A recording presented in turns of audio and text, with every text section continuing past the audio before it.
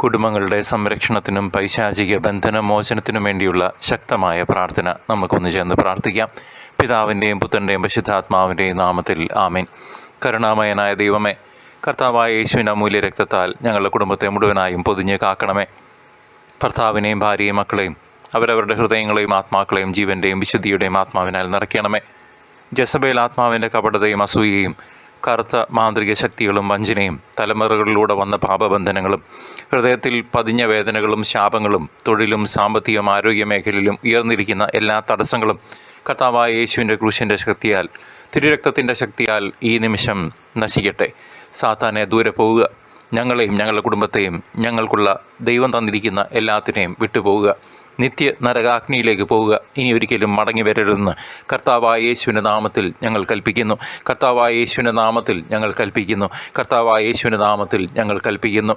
കർത്താവിൻ്റെ കുരിശിൻ ചുവട്ടിലേക്ക് സാത്താനെ നിന്നെ ഞങ്ങൾ പറഞ്ഞയക്കുന്നു.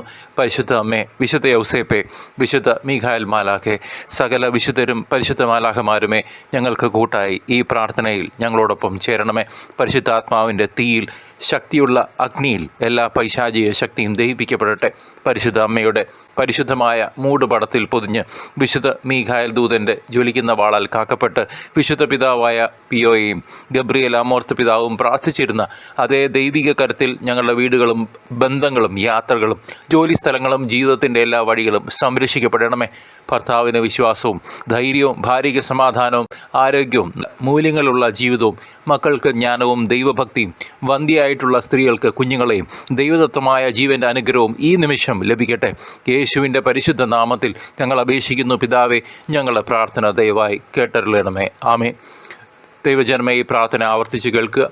നിങ്ങളുടെ ഉള്ളിലേക്ക് ശാന്തി, സമാധാനം ഒഴുകിയെത്തുമ്പോൾ അത് കർത്താവായ യേശുവിൻ്റെ സമാധാനമാണെന്ന് തിരിച്ചറിയുക.